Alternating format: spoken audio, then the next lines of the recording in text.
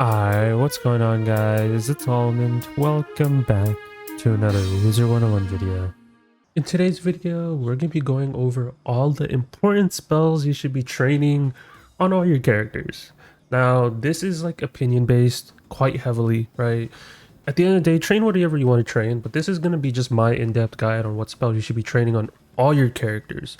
Now, if I already name a spell in this video saying like, faint for example, and you're a death and you're like, oh, I already have it, then don't worry about it. It's kind of straightforward.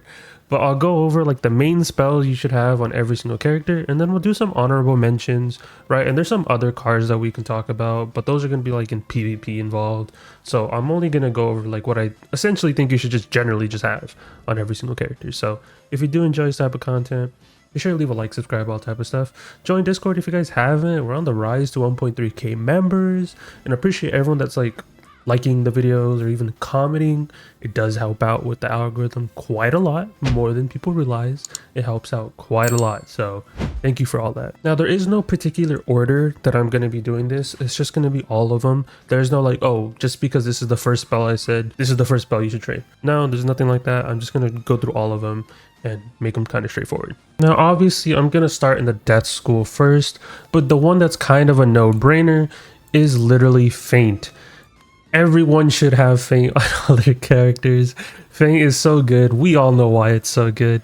It's a 70% trap that you can apply on the enemy.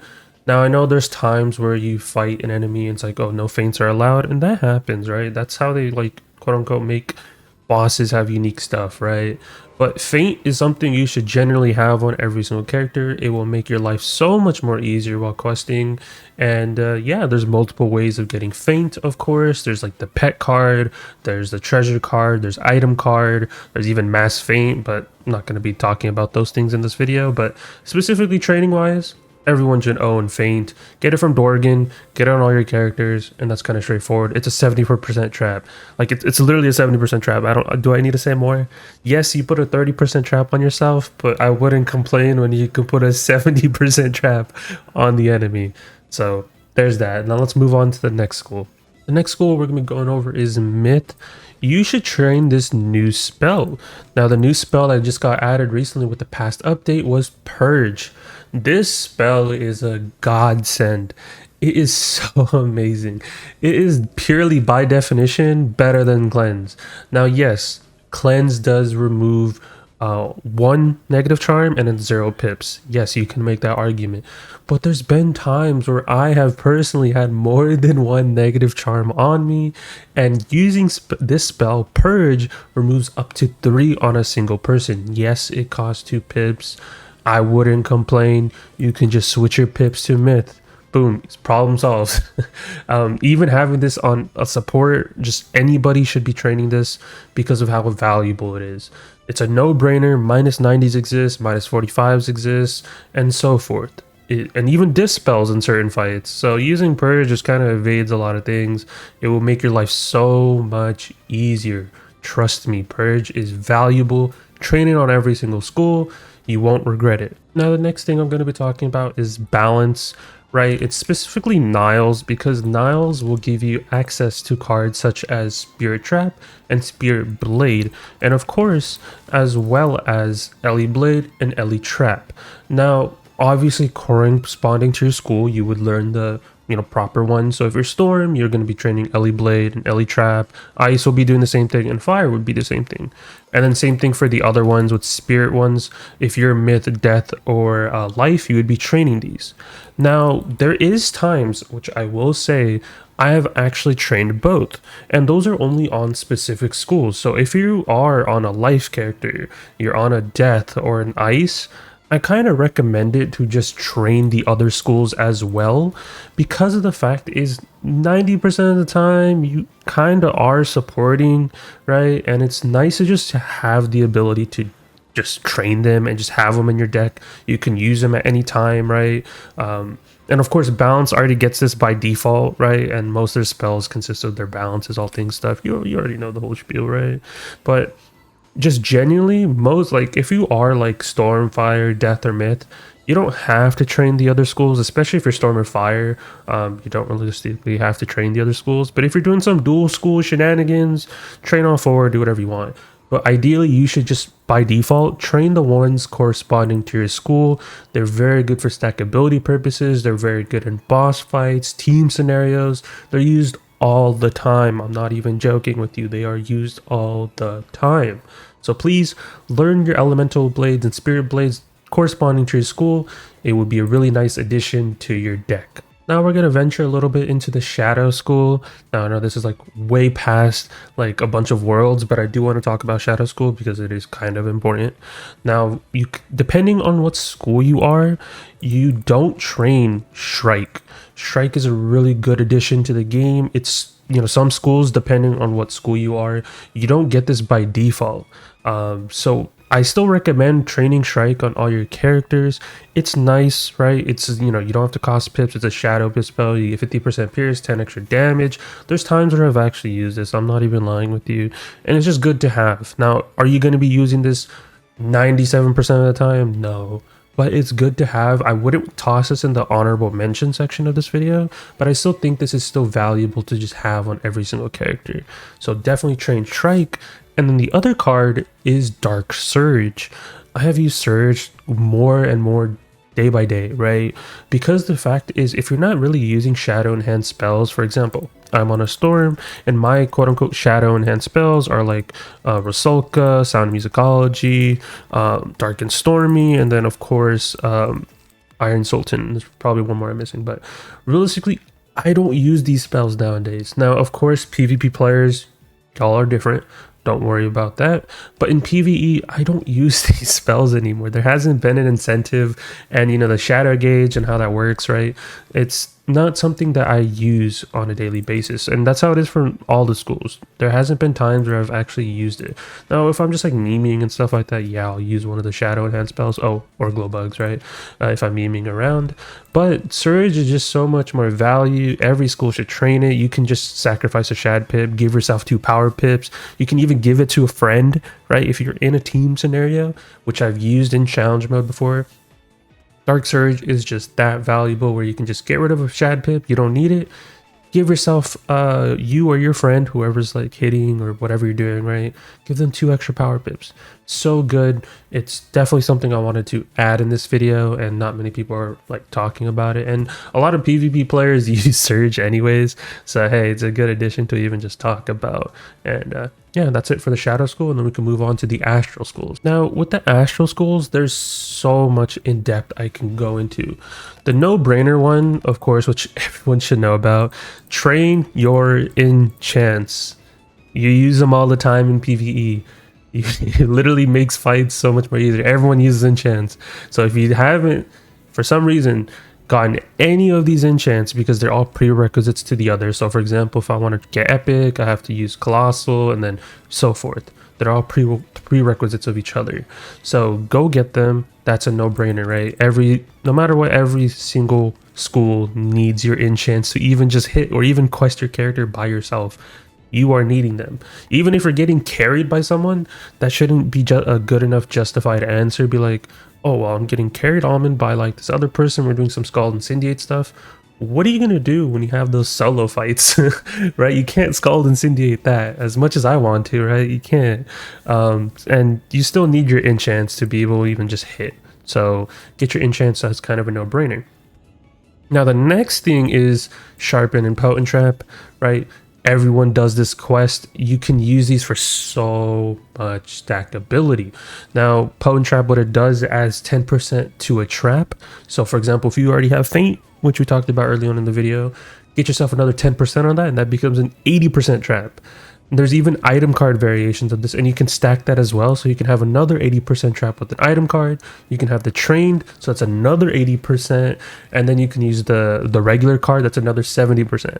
So you can use Potent Trap in so many scenarios. Don't even get me started on Backdraft as well. You can use Backdraft with this as well. Just any trap, of course. We can even use like a Storm Trap as well. Kind of straightforward. Sharpen blade, same thing. It adds 10% into the blades, and you know, with the weaving stuff that just got introduced, you can stack those on as well. Give yourself another 10% on those and have 55% blades. What a godsend. And then of course, while you're questing, you can, you know, sharpen your school blade, get a 45%. And then as we stated earlier, with your Ellie blades and Ellie traps, you can sharpen these and potent these as well. Just remember, sharpen only works on blades, and then potent trap, hence the trap, only works on traps. Same thing with sharpen blade, as it says blades. Kind of straightforward with those, but definitely train those. It's a no-brainer, right? Every school should be training these. Now the next thing is Berserk and Frenzy. Now, you're not going to be using Berserk per se while questing, just because you don't want to be taking 40% incoming, but you have to be able to do the quest for Berserk to get Frenzy later down the line. What Frenzy does, it's a 0 pip, and what's it called? It gives you 40% outgoing, but on the other hand, you get 30% incoming. It's just kind of easier to carry, because usually when I'm just by myself, right, just if I need to do a fight, I always carry 3 different hits. For example, we'll have 3 different epics, we'll have a Frenzy, and I know some people just carry a blade. You know, Almond, why don't you just carry a blade? It's because if I want to carry a blade and a sharpened blade, that covers up 2 slots. So when I'm just chilling by myself, if I need to go do a fight, I usually have 3 enchants, a Frenzy, and then 3 separate hits. Those hits might consist of, for example, like a Bunyip. I might have a Stormlord, and I might have a Tempest, right? And there you go. That's my 7-card deck, which I usually run just if I'm by myself. And if I need to, like, I'll carry some treasure cards, and that would be that, right? But you just carry something like that, and Frenzy just makes it so much more nicer. And when we talk about the honorable mentions, I'll talk about the other auras, which you'll see what I mean by that. But Frenzy is a no-brainer. Everyone trains it on every school. Definitely get it. And that's why you have to get Berserk, because you can't train Frenzy unless you get Berserk. There's a prerequisite to that. Same thing how the enchants work. There's prerequisites to each one of them, right? If you want to get Giant, you must own Strong. If you want Monstrous, you must own Giant. And the Strong, you know, like, it keeps going. So it's a no-brainer. Just, hey, go get yourself a Frenzy. I use it all the time. You'll see me use it all the time. It's used in so many strats, and it can evade blade and trap cheats, because you're like, oh, what other buffs can I do? Oh, just use an aura, use a bubble, you're good to go. It's used all the time, trust me. Now, speaking of auras, next one is Attenuate. Attenuate was just added to the game quite recently.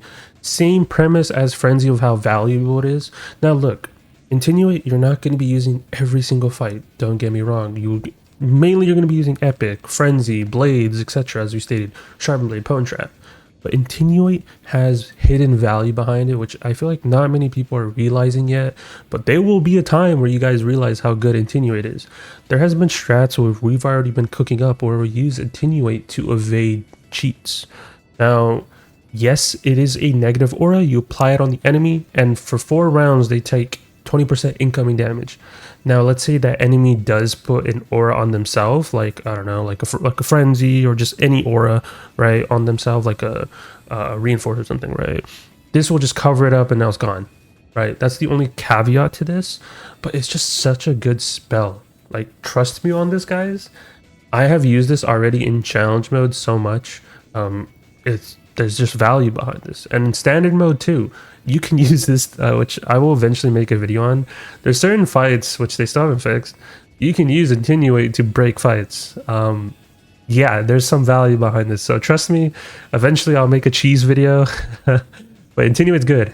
Trust me on that, I promise. I'm not lying to you guys. I have it trained for a reason, so there's that. And then the last thing, which you don't train specifically from here, you have to go out and go farm this from Catacombs, which I feel like everyone should have, right? Is have Daybreaker and Nightbringer. When I made my Anubis video, the amount of people that DM me saying, Almond, I don't have Nightbringer, what do I do? I kind of just expected people to have Nightbringer. Now, I know that's my fault for expecting players to have that, right? And making up a strat where it's like, it's a high expectation. Now, you just have to get tier 1, and getting tier 1 is not that bad. I'm not saying get tier 5 Daybreaker, tier 5 Nightbringer. I don't even have that, because the thing is, I moved all my spellments to the other characters to have tier 1. kind of straightforward. But what it does is it delays a card. Now in the Anubis video, in like certain videos, like I think the Tuaret video as well, we used it to kind of cheese a fight because we evaded a whole cheat. Now there's so many times where I've actually used Daybreaker and Nightbringer to cheese fights and to evade cheats completely, so I don't sit in a fight for another 30 minutes, 10 minutes, whatever. I save so much time. Do you use it all the time? No. Do you see me carry it all the time in my deck? No. But it's good to have handy on you, and this doesn't cost spell elements. You can literally, or not spell elements, this doesn't cost training points. You can go farm catacombs and go do like the trash boss or something like that and get yourself just tier 1 and call it a day. That's it. That's all it takes. So I wanted to include this as part of like the important parts of cards that you should train. Like, yes, I could put this in honorable mentions, but I wouldn't classify this as an honorable mention. This is something that you should just have on all your characters, at least tier 1. And if you don't want to get it on all your characters, get it on the hitting schools. So Storm, Fire, Death, Myth, get it on those at least. But on the supports, maybe you don't want to go through the effort and just getting yourself a tier 1. But Nightbringer and Daybreaker, by default, have at least tier 1. Just do that for me. You won't regret it. I promise you. Another important card to mention, which is specifically tailored for people who are life wizards. It's technically an important card, specifically for them, not for everyone else. But that is Primordial and Radical. It's straight up what it does. It's just enchants for your heals, so you can increase the health of a satyr, you can increase the health of a rebirth. I didn't want to include this in the honorable mentions due to the fact it is like, yes, it's only for life, but like it's still important. I still consider it important. So if you are a life wizard, or if you just have heals in general, right, you could make the argument like, oh, I'm gonna have heals too. But just for specifically for life wizards, because their whole spiel is healing, train Primordial, train Radical. It's a straight up buff regardless. And then the last astral spell that I'm going to go over, which you guys can see I already have, which is Indemnity and Aegis. Now these are used to evade cheats as well. There's plenty of bosses which you fight during the quest line and just in general too, like further down the line, where you can use these to evade cheats again. This Indemnity works on traps and negative charms, while Aegis works on charms and shields, or positive wards if you want to be technical. But you know, just basically what it does, if let's say the boss has a cheat where they remove blades or traps, aka taking tree, which is like the most recent one that we've covered on the channel, but you can use this to basically evade the whole cheat and still make it 2 rounds instead of making like a 3-round fight, 4-round fight, 6-round fight, whatever it may be.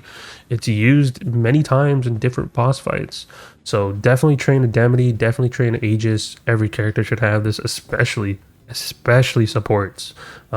Hitters, I feel like you're relying on supports a lot, but like if you're just questing by yourself and doing some stuff, Aegis and Indemnity, I have it on every single character. Go get it. It's not that difficult. Just get, you know, go to the Astral Professor in the Arcanum, go train it, and you'll be good. So that's basically every important spell you should train on every single character. Now there is some honorable mentions which we'll be talking about, because I know some people are like, well, that's it, where's certain cards I was expecting to be on the list. There's a reason why they're not important in my opinion, so let's go over the honorable mentions. First one of the honorable mentions, in no particular order, is why Almond, why didn't you include Satyr, Satyr, Sprite, all that type of stuff, Regenerate, Rebirth, Sprite Swarm, you know, all that type of stuff. Why didn't I include that? Guys, you can just use treasure card. I don't think it's worth using all your training points. Like I still have 25 training points, and that's just me with like leftovers and stuff like that. But realistically, I wouldn't recommend, like, of course if you're alive, you're gonna get these spells by default, but using Satyr, why use Satyr, right? Why use all your training points to get yourself a Satyr when you can just go buy treasure cards from the librarian, right? And there hasn't been a time where I've been like, oh my god, I need a Satyr, right? I know you guys are gonna make the argument, Almond, you just do Scald Incendiate everything, you just in team scenarios, you didn't need to Satyr. Well, even when I've people don't get this, but I've quested by myself. It's not like I've never quested by myself. I've quested by myself. I've never used Satyr. There hasn't been times. And if I like specifically trained, if I needed to use Satyr, oh well, hello, treasure cards exist. So I wouldn't waste your training points on get yourself a satyr, even if you're early game. If you're complaining about you dying a lot, you can get yourself some treasure card satyrs, and then after that, literally just change your school pip right here to life, and you're good to go. Now your power pips are life pips, and that if you get 2 life pips, you can use satyr. Boom, easy go. Kind of straightforward. So this is why it's on the honorable mentions list, but I don't recommend training satyr. It's a waste of your training points. Just use treasure card if you're really down bad. Now the next honorable mention is the same premise as satyr. Almond, why didn't you include tower shield? Right? Tower shield is a minus 50 shield against any school. Well, same premise.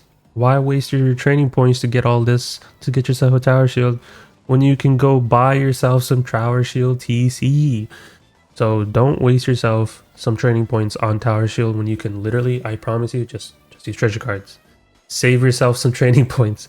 And I will eventually make like a guide on like every single training point quest, because there's so many in the game and there's so many that people have even covered, right? I've had to like deep dive on YouTube to find some stuff, but like genuinely there you have so many training points. And yes, you can be like, oh, I'm gonna have so many training points, I can just train tower shield. Wouldn't recommend it, right? Just use treasure cards. Kind of straightforward, and there hasn't been a fight where we've needed specifically a volcanic shield like stacked up on each other, or anything like that. Like if you're going for like a Jin, right? I don't know if I have Jin trained on this character. I do. Like this, this is kind of like venturing into advanced combat a little bit, but you know where it says Gambit 4 shields? Why am I not just using my train shields instead of volcanic shields or someone else's shields? I get it if the person that you're fighting, that you know where you can use Jin or you can use gambiting shields mechanic and everything like that, is those schools, then just use treasure cards. So same premise. I wouldn't recommend training tower shield. It's just an opinion. I've seen so many people include it in their guide saying like you need tower shield while you're questing. No, you don't. Just use treasure cards. Literally use treasure cards if you're really down bad. Your treasure card deck can literally consist of having some tower shields, having some satyrs, having some dark packs to get rid of weaknesses. You can carry some cleanses, but realistically, if you have purge, which we just talked about, you don't really need the cleanses, like the treasure card cleanses. And if purge is just trained, it's automatically in your deck. So there's that. But yeah, don't need to worry about tower shield. And then the other thing I do want to include, which you do get from here, is impair. Now impair I still want to put as an honorable mention. I was this close, I was so close to putting it on the important list because of how good it is, but there is some things where you can argue like, do I need to do impair, right? Do I need to? Is there a fight where I've actually needed to do this? Now currently I haven't had a reason to use impair. Now look, as a storm, right? As a storm, I do use enfeeble, right? We do have access to enfeeble. Now this removes all. Now if you're a storm, if you're not a storm, you're not gonna have access to this unless you have like a jewel or some nonsense, right? That removes all blades. But impair is good in advanced content. So if you are an advanced content player, I like raids, you know, rematches, like boss rematches on challenge mode, anything that's challenge mode, even PvP. I still recommend just training impair. It's still a good card, don't get me wrong. It is really good card. We haven't had a main deck equivalent to like enfeeble, because this was technically enfeeble. There was a TC enfeeble that removed 3, but how they released it recently with the new cards is now they're giving it to ice, and on top of that, it is 2 pip and it's trainable. So impair is going to be on the honorable mentions. It's not a bad card, but it's very good in advanced content. So that's why it's on the honorable mentions, because I can't really think of a fight in my mind currently where I'm like, okay, you need impair, you need impair, you need impair. But it's like I said, it's an honorable mention. Will I train this? Your answer. There's your answer. I trained it. But yeah, that's just my opinion, right? It's good, but it's still honorable mentions for that specific reason. Now, there are some cards that I want to include into the honorable mentions, which is a lot of the auras. Now, I know some people might be wondering, why is it an important reason to like include them into the important section of this video? Because the fact is, once you get frenzy, you're realistically not using the other auras anymore, unless like you're doing some type of PvP weird build or etc. So let's talk about that portion. So if we quickly glance over, there's like fortify, there's example as brace, and then there is as well as stabilize. Now these cards, stabilize is new, it's just a better brace, but they're all prerequisites of each other. You are mainly using these for PvP in my opinion. There hasn't been a need for these cards right now in PvE in any portion, so I wouldn't recommend them to a casual person. But if you want these cards for PvP, yeah, go for it, right? It just makes sense. As well as the other auras, for example, like your school one, like your furnace one that you get from Azteca, or like your galvantic shield or galvantic field auras, I mean, and reliquary, etc. You can train these if you want to, but I only see some people use it for PvP, and that's about it. In casual questing, you could use them, right? You could use them while you're questing through Azteca, but the only thing is about these is once you get Frenzy, you will never turn back to these ever again in like casual PvE. So that's why they're not an important thing in my opinion. Same thing with Adapt, Empowerment, and all these other auras. Like, they're not needed because some of these are just treasure cards. So like, yes, you can train Furnace, yes, you can train Galvantic Field, but honestly, just use treasure cards. That will just kind of like serve your portion, but you shouldn't need to aura in most of the fights in Azteca and like moving forward. So just power through till you get your Frenzy, and then you're kind of good. And then, for example, for life, if you want to learn Mend for outgoing, you can. If you want to learn Psycho Life, you can, but I would probably just learn, I wouldn't learn Mend, I would just learn Psycho Life, it's 25%. But you can do that, right? I mean, it's just realistically up to you on that portion. But is it something I'd recommend? No, don't learn Vengeance, don't learn Inval. Even the new spells like Starfall, this is only good for PvP. I wouldn't consider it for PvE, so if you are using this, it's only for PvP. And that's basically it from the astral portion of this video, so we can move on to the next spells as well that are quote-unquote honorable mentions. Another honorable mention is specifically from one of the secret trainers in Colossal Boulevard. So we'll quickly go out here and I will show you guys where this is at, because I'm surprised some people still don't know this. But if you go to the Colossal Boulevard and you go over here in Wizard City, of course, come over here and then you should see a secret trainer and you can talk to them and they'll give you some stuff. Now, if you are a life, this is kind of a no-brainer. You should be getting your life trap from here. But for other schools, you know, obviously train your school specific one, which is, you know, you get for free. But some schools, they could train reshuffle. Now, I don't train reshuffle. Also recording this kind of late, but I don't train reshuffle because the fact is treasure cards exist. Same thing with dispels. Learn your school dispel, like whatever school you are. So bounce, of course, will get unbounce, etc. But I wouldn't train reshuffle on every single school. It's not worth it. There's treasure cards, as I said. You can get them from a vendor. Yes, there's some value behind it because it reshuffles all your cards back in your deck, but most people just use treasure cards. I wouldn't recommend training this. I wouldn't waste a training point. Of course, if you're balanced, you get it by default, but I don't think it's worth actually using a training point and getting yourself a reshuffle. Don't recommend it. Just use treasure card. That's why we're using training points on other things. So if you really need a reshuffle and you want to carry one on your side deck. So there's that.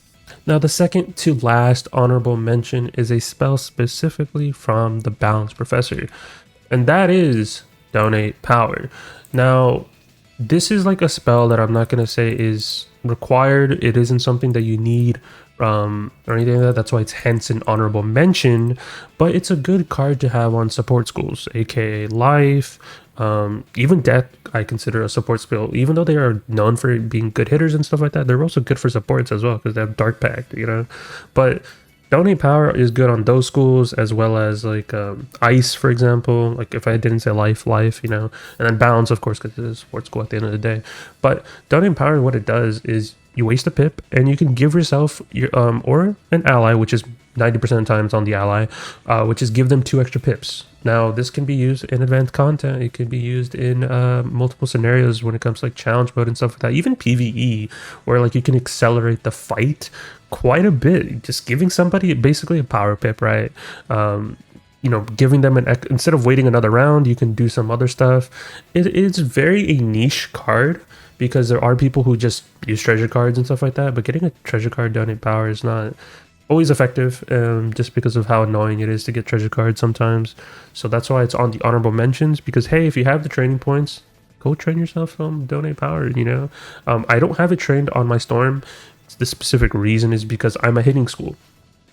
I train this only on my support schools. I don't train this on my fire. I don't train this on my storm. If there is a strat where I come up and I'm like, okay, I'm on my fire and I need to donate power the other hitter, then sure. But there hasn't been something where I've needed a donate power specifically on a hitting school. So that's why I don't train these on my hitting schools. So if you're a support school, like I said earlier, definitely get yourself a donate power. It's worth training, in my opinion, just because it does accelerate some fights whenever you are doing some team scenario stuff. But that is just my opinion. But now let's move on to the last and final thing, which is kind of a big topic, but last and final spell. Now, it would have been crazy of a video if I didn't include weaving, but weaving is an honorable mention because I know some people don't like the weaving process and stuff like that, and I get that. But this is something that is insane to my mind, and I still go back and forth with people, even these, like, ever since weaving was introduced. But if you are any school but storm, because, you know, a storm can't weave into storm, go to surge, do your weaving stuff, right? And train your dual school blade. It is a 45% blade, and you can sharpen this and give yourself 55% blades. It is insane. I don't care if the pip cost is 2. I know some people are brought out that argument, oh man, it's a 2 pip cost spell. But if you are doing a fight, you can't faint, right? And you're just going to be blading and sitting there to use your 7 pip. If you're going to be blading and then using your dual school blade and having it sharpened, where is your argument in that? It's kind of a no-brainer. And I haven't trained this because I specifically went to another school and then, you know, switch weaving paths so I can unlearn this spell and show you guys how good this spell is. But train this on every school. Every school will get their own variation of this. Now we're even going to pull up the guide for this to even like improve more of a point.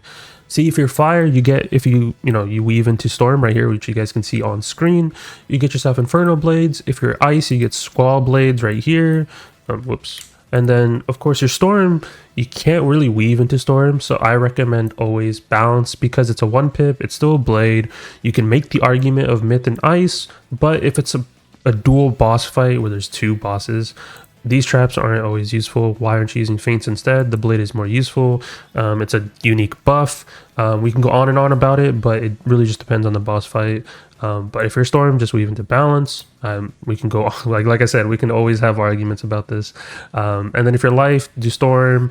You get yourself some energy blades. Myth, if you weave into storm, you get infinity blade. I don't know how to pronounce it, but still the 45 blade. But you get what I'm saying is every school who weaves into storm gets this 45% blade. Other than balance and storm, I guess, because balance does get a 2 35 blades, but they also get a dust blade. But I mean, still, it's the premise still is here. And then of course you get yourself you know, some value behind it. I still recommend doing it. But if you're confused on how the whole weaving process is, guys, I've already made a video on the channel on how to do storm weaving. It's a complete in-depth guide of the whole thing, how to farm the yarn, how to do the solo fight. You only need to do rank 1 of storm weaving. So it's not even that. It's not even too long of a process of like, oh, I gotta get rank 3. No, you only have to do rank 1. Rank 1 will give you your dual school blade. Highly recommend that you go do it. If you guys haven't, check out the video where it's like the whole guide on storm weaving.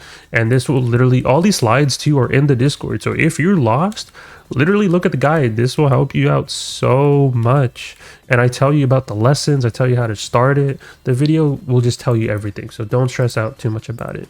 But this is why it's an honorable mention, because of the fact is that not everyone wants to do weaving. I've seen people who just say, I'm not doing the weaving process as a whole. It's too much work, whatever. In my opinion, it is something important. You should do weaving. At least rank 1 of storm weaving. Now, if you're a storm, yeah, sorry, you gotta do rank 3 all the way to balance or whatever. Obviously, since I'm on my fire, you guys aren't gonna see this, but you get for fire you get a trap. But for example, we'll quickly go over to my storm real quick and I'll just show you what I mean. But if you're storm, you have to go all the way to rank 3, which is the only annoying portion, I guess, where we can go on and on about. because, you know, the ranks are a little bit different, but I'm pretty sure, I think I've trained it on this character. No, I haven't, because I think I switched weaving paths. But when I go back to Selenopolis, I can get myself a 35 blade, which we talked about on this little link that I showed you guys. If we go over to Storm, the tornado blade, you guys can see I'm already a tornado weaver, so it's not like I'm lying. But yeah, I know not everyone wants to do weaving, so that's why it's an honorable mention. But in my opinion, it's something important. I think you should do it. And later on, I'm going to start including this in strats. I personally haven't been including into strats because I don't, you know, people will get very upset at me for including it because they don't want to do the weaving process. But storm weaving isn't that hard. It's only rank 1, right? If it was like rank 3, I mean, I can agree with you guys, but rank 1 is not that hard. If I can do it on all my characters, everyone else can. It's not that it's literally not that hard. There's a little video dedicated on my channel. But yeah, like genuinely, there is going to be a point on the channel where I start including those into strats because of the high percentage blades. They're so good. They're literally so good, regardless of the fact even if it's two pips. 2 pips isn't a big deal. But it's 45%. You literally, what you just do is you sharpen it, 55% blades. We can go on and on about this. But that is it for the video. I know there's some people that are gonna be like, Almond, why didn't you include like fortify or like some other spells? I don't think it's worth training specifically on your character and using your training points. Now, if you're a PvP player, you will more likely be learning Stabilize, which is the new aura that's a minus 25% to incoming spells, but that you're not going to be using that while questing, right? You're not going to be using that. That's mainly just targeted at PvP players. Same thing with Surge. Surge is good. That's why it's an honorable mention, but there is people who use that in PvP. And same thing with Intinuate. There's a lot of people learned Intinuate because of the fact it's good in PvP as well. So there's a lot of good things. There's a lot of good spells that we can go on and on about. But these are important ones in my opinion. And yeah. So hopefully you guys learned something from this video. Hopefully you guys train all the spells I mentioned in this video, at least the important ones at least. The honorable mentions is realistically up to you. But as I stated, most of those are just treasure cards.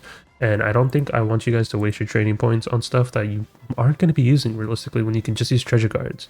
And then the weaving stuff, I'd say do it. It's in the honorable mentions for now, but in my opinion, it's still an important thing that you should do. At least storm weaving. If you're any other school but storm, you should do storm weaving. And then if you're a storm, you should do balance weaving. That's that. And there's plenty of videos on the channel that will help you out with all that stuff. But that is it for me. Kind of a long video, but it is what it is. And leave a like, subscribe, all type of stuff. Leave your opinions down below in the comment section. I can't wait to read some of your guys' opinions. I know some people are going to be like, well, why didn't you include this? Why didn't you include that? Trust me, I'm ready. But yeah, don't forget to join the Discord too if you want to see any of the slides or anything like that. And yeah, I'll talk to you guys in the next one. Peace out, guys.